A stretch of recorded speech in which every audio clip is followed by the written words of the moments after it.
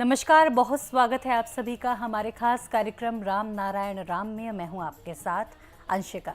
राम। दर्शकों, आज के इस कार्यक्रम में हम चर्चा करने वाले हैं धरती के बारे में। धरती माँ हम कहते हैं, लेकिन कहीं ना कहीं हम लोग अपना अधिकार इस पर जताने लगते हैं कि मेरा घर है, ये मेरी ज़मीन है, ये मेरा पेड़ है, ये उसका पेड़ है। आखिरकार धरती पर अधिकार किसका है, क्यों है, कैसे है? चलिए आज इसी के बारे में बात करते हैं, इसी पर चर्चा करते हैं। हमारे साथ उपस्थित हैं शंकर सरकार जी, जो हमारे विशिष्ट अतिथि हैं, बहुत खास मेहमान हैं, जिनके बारे में आज हम इस पर चर्चा करने वाले हैं। आइए उनका स्वागत करते हैं, चर्चा को शुरू करते हैं। बहुत स्वागत है सर आपका। राम नारायण। राम नारायण राम। सर, जैसे कि मैंने इंट्रोडक्शन में भी कहा, वही आपसे पूछना चाहूँगी, धरती पर अधिकार किसका? धरती का ऊपर जो जो अभी जिया है, जिंदा है, जी चलता फिरता है, सारे जीव कुल, उद्भिद, कीट पतंग, मनुष्य, इंसान, सबका इक्वल राइट है, प्रयोजन भित्तिक है। जिसका जैसा हम लोग ऑक्सीजन लेते हैं तो उसमें कोई वो ज़्यादा लेता है, वो कम लेता है, इसके बारे में कोई समस्या है क्या? पानी के बारे में समस्या नहीं है, धूप के बारे में, सूरज के बारे में हमारा समस्या नहीं है। समस्या है धरती के ऊपर। धरती के ऊपर जमीन को अपना अपना दिमाग से और बुद्धि से, ताकत से, कानून से और अधिकार को अपना गलत रास्ता से अधिकार को एस्टैब्लिश किया है, साबित किया है। धरती सबका है। धरती सारे उद्भिद कुल का है, हरियाली का है, जीव कुल का है, प्राणी कुल का है, सभी इंसान का है। लेकिन इसको जो मालिक एक होता है ना, ओनरशिप होता है, तब तो मुश्किल हो जाता है। जब हम लोग पैदा हुआ, आके धरती को सब कुछ भरा हुआ चीज मिला, फिर किसने घटाया? ठीक है। हमारा है, वो बोलता हमारा है, वो बोलता हमारा है। धरती किसका है? धरती तो धरती का ही है नहीं। धरती का तो खुद का नहीं है। अभी धरती सब मनुष्य को हो गया, जीव कुल को नहीं है, उद्भिद को नहीं है। उद्भिद को काट देते हैं, हरियाली को काट के खत्म कर देते, जीव को मार के खाते हैं। और जिसका पास पैसा है, उसका मनोरंजन के लिए उसका सबसे बड़ा जमीन है, बड़ा मकान है। कहाँ से आया भाई? वो आदमी जब जन्म लिया और हम आप सब जन्म लिया, तो हाथ में तो कुछ भी नहीं थे। ना धर्म थे, ना किताब थे, ना एजुकेशन थे। आके यहाँ धरती में समाज में जो हमारा पहले आया, मेरा पिताजी, उसका पिताजी, उसका पिताजी, सब गलत रास्ता में गया और हमको भी गलत रास्ता में छोड़ दिया। वही गलत रास्ता को ठीक करने के लिए सबको एकजुट होना चाहिए। व्यक्ति मालिकाना नहीं होना चाहिए, ओनरशिप नहीं होना चाहिए। हमारा नहीं, सबका है, हम लोग का है, ऐसा बात होना चाहिए। एक कानून डालना चाहिए, जे कोई आदमी हम और हमारा नहीं बोल सकता है। अच्छा, हम लोग का है, सबका है, ये कानून का भाषा होना चाहिए। मतलब कोई ये ना बोले कि ये मेरा है, मेरा है, ये बोल नहीं सकता, बोलना नहीं चाहिए। अच्छा, धोती तो नहीं बोलता है हम तुम्हारा है, धोती हमारा है, ऐसा कैसे हम कह सकता है? जी, कहना नहीं चाहिए। इसलिए धरती सबका है, सब मिलके जिएंगे, सबको जीना है और खुद को भी जीना है। धर्म का पहला बात है, खुद जियो, दूसरों को जीने दो। Balance, eco balance. प्रेसिडेंट, हम धर्म के बारे में बात तो करेंगे, लेकिन आगे बात करेंगे। अभी हम ऐसा करते हैं कि हम इस जो आपने ये जो बात कही, मुझे बहुत इंटरेस्टिंग भी लग रही है, क्योंकि हमने कभी इस तरह से सोचा ही नहीं। हम लोग यही कहते हैं, मेरा घर है, मेरी ज़मीन है, मैंने पेड़ लगाया है, मेरा है, जैसा कि मैंने शुरू में बोला। तो ये जो हमारी मानसिकता बन गई है कि ये मेरा है, ये तेरा है, ये उसका है, ये उसका है, मानसिकता को बदलना कैसे है हमें? देखिए, आपने बोला कि कानून के तौर पर होना चाहिए, वो एक अलग हो गया, लेकिन अगर मैं अपने लेवल पर बात करना चाहूँ, मैं अपने लेवल पर कुछ बदलाव करना चाहूँ, एक व्यक्ति करना चाहे, तो वो कैसे करेगा? कोई ना कोई इंसान को एक तो आवाज उठाना चाहिए, पहला आदमी कोई ना कोई होना चाहिए अच्छा, जो सही रास्ता बताएगा। ठीक है। तो हम लोग सबका ऊपर नजर रखेंगे कौन क्या कर रहा है। अगर गलत कर रहा है उसको बताओ भाई ये ठीक नहीं है, नहीं सुनता है उसके लिए हम लोग को एक ऊर्जा पैदा करना पड़ेगा, आवाज। अच्छा। जिस आवाज से आदमी डरेगा जी भाई ऐसा होना नहीं चाहिए।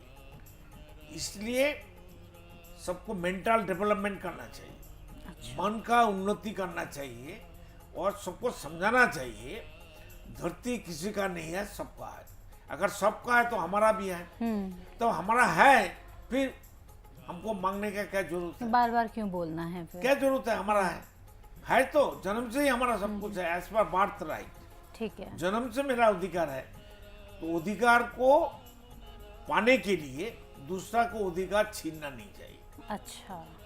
हमारा जितना अधिकार है जीने के लिए, पाने के लिए, खाने के लिए, रहने के लिए, सामने वाला को भी बराबर होना चाहिए। इसलिए व्यक्ति मालिकाना ओनरशिप नहीं होना चाहिए। देखिए एक एक मिनिस्टर का पीछे कितना करोड़ रुपया हर रोज खर्चा होता है, ठीक है। सिक्योरिटी के लिए, उसका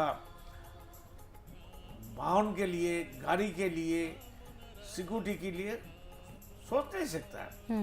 जो आदमी मिनिस्टर से हट जाता है, मिनिस्टर से उसको निकाल देता है, तो आम आदमी बन जाता है। जब आम आदमी बन जाता है तब तो सिक्योरिटी जरूरत नहीं होता है। हाँ।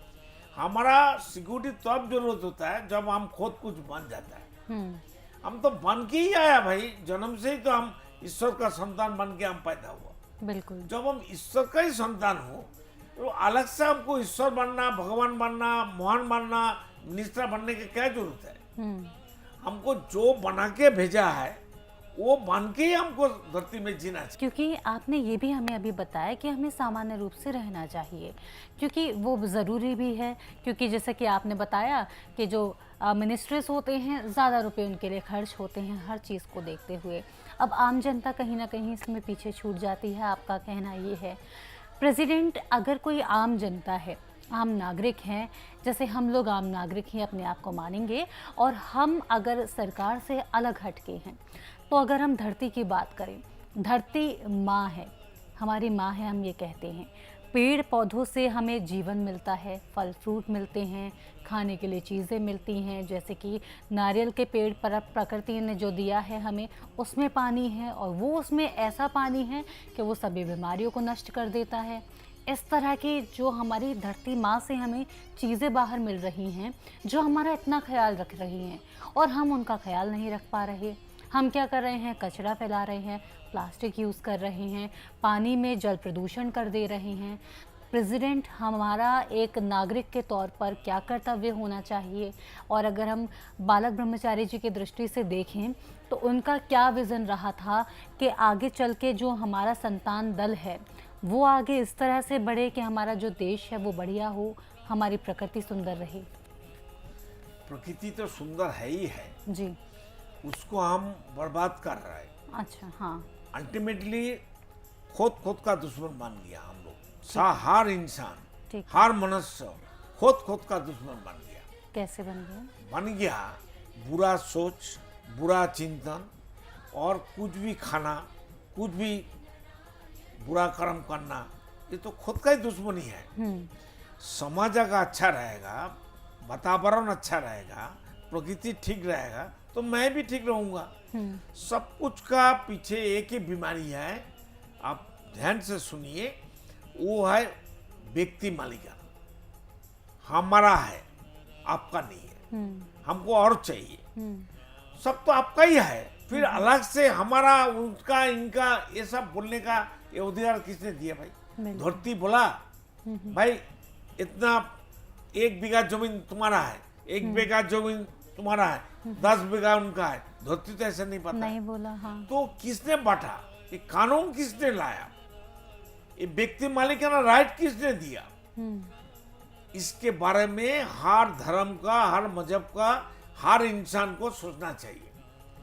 देखिए, जो फॉरेस्ट है, जो अमेज़न का जंगल है, हाँ। उसमें कोई हॉस्पिटल, स्कूल है, कोई मंदिर है, मस्जिद है, नहीं, कोई गिरजा है, वो लोग के लिए एजुकेशन जरूरत नहीं है। बिल्कुल है। उद्भिद के लिए, पेड़ पौधे के लिए।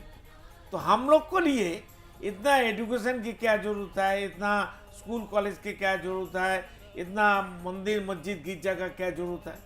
जो वो लोग को जरूरत नहीं है, सिर्फ मनुष्यों के लिए जरूरत है। ऐसा सोच कहाँ से आया?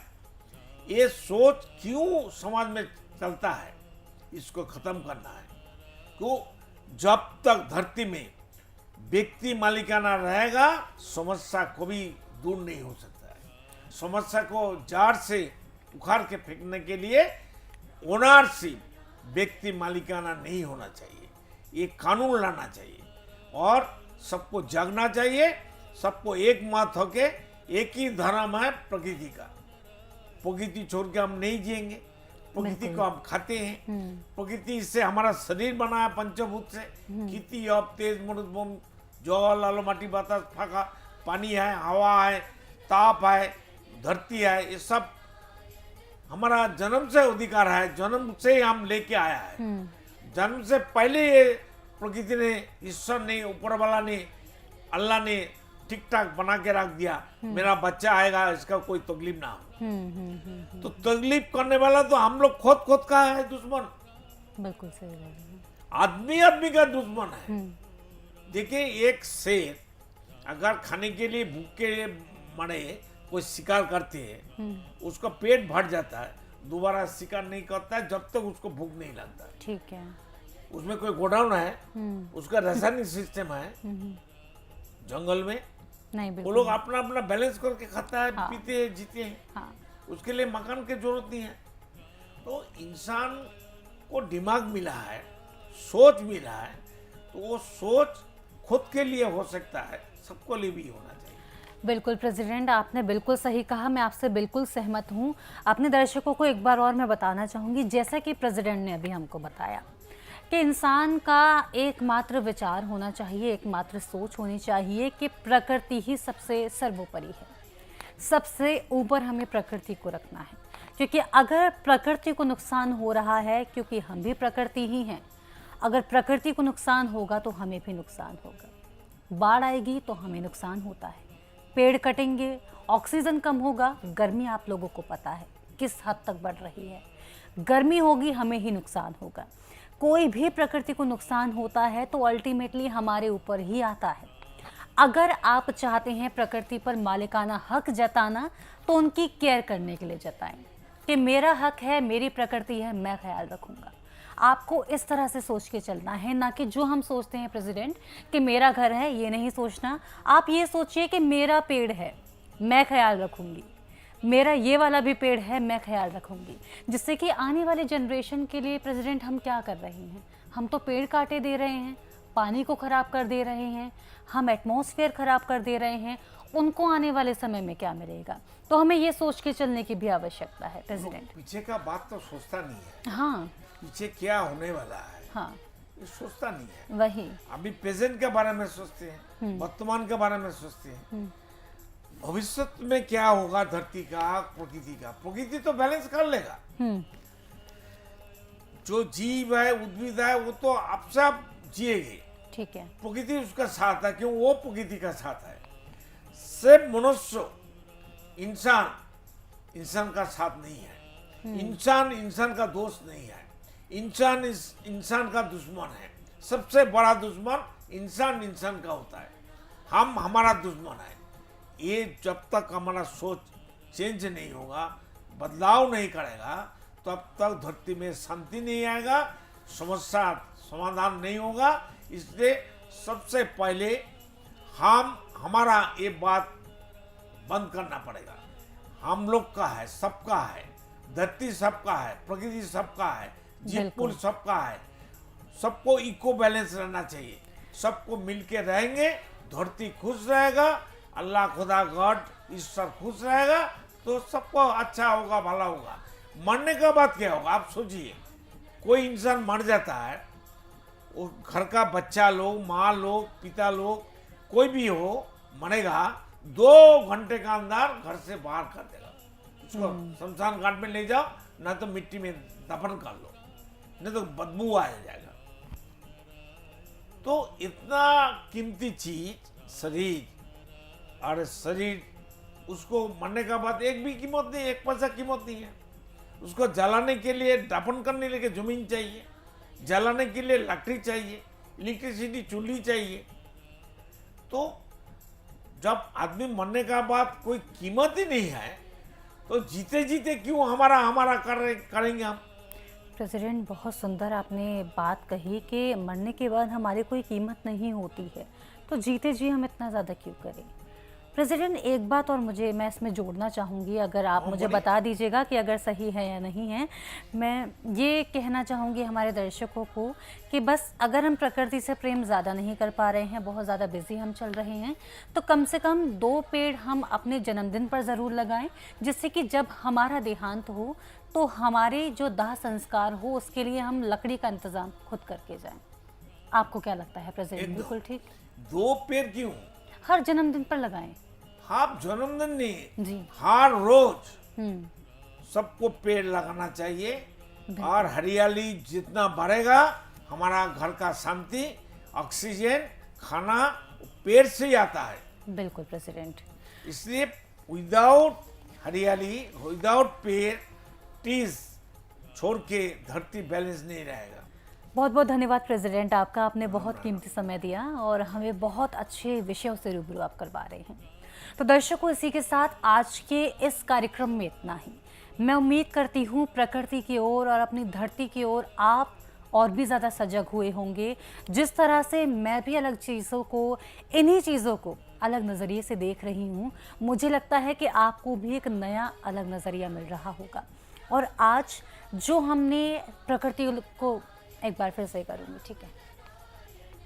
तो दर्शकों, इसी के साथ उम्मीद करती हूँ आज का कार्यक्रम तो पसंद आया होगा, लेकिन जिस तरह से इन चीज़ों को, प्रकृति को, हमारा प्रकृति के प्रति जो प्रेम होना चाहिए, उसको जिस तरह से एक नज़रिए से हम देख रहे हैं, मुझे लगता है मेरे साथ साथ आपका भी बहुत बहुत ज्ञानवर्धन हो रहा होगा, एक प्रोस्पेक्टिव नज़रिया चेंज हो रहा होगा, और आप भी प्रकृति के प्रति अपना अधिकार अगर जमाना चाहते हैं तो उस तरह से जमाएं कि प्रकृति का भला हो और प्रकृति ग्रो करे, ना कि प्रकृति खराब हो। इसी के साथ मैं लेती हूँ आपसे आज्ञा, फिर होगी आपसे मुलाकात। लेकिन अगर संतान दल से जुड़ना चाहते हैं तो टीवी स्क्रीन्स पर नंबर दे रहे हैं, इन नंबर्स पर आप कांटेक्ट कर सकते हैं। डोनेशन देना चाहते हैं, नंबर्स पर कांटेक्ट करें, डिस्क्रिप्शन में डिटेल दी गई हैं, इन पर आप कांटेक्ट कर सकते हैं। इसी के साथ मैं लेती हूँ इजाज़त, नमस्कार। आप देख रहे हैं हमारा खास कार्यक्रम राम नारायण राम शंकर सरकार जी के साथ राम नारायण रामशाह। यह एक महाध्वनि और बीज मंत्र है। यह सभी समस्या का संपूर्ण समाधान है। आप लोग इन्हें अपना के देखिए, मन और दिल में क्या प्राप्त हो रहा है। इस कार्यक्रम का विशेष उद्देश्य इसका प्रचार और प्रसार के साथ ही प्रत्येक मनुष्य की मुक्ति का मार्गदर्शन है, और यह आपकी दिल की बात है। इस मार्ग पर पुण्य और मुक्ति निश्चित है। इस कार्यक्रम के माध्यम से संतान दल द्वारा चलाए जा रहे श्रेष्ठ सेवाओं से जुड़कर सबके कल्याण के लिए इस नए कार्य का हिस्सा बन सकते हैं, और वृद्धाश्रम, गौशाला, गरीब और वंचित बच्चों की शिक्षा का भी सहयोग और समर्थन कर सकते हैं। संतान दल सबका एक ही परिवार है। अकाउंट नेम संतान दल, account number 266505000657, IFSC code ICIC 000265। पूरी तरह जानने के लिए आप संस्था के फोन नंबर पर संपर्क कर सकते हैं। Phone number 6291342066, 9836073503। Email ID santandal1960@gmail.com।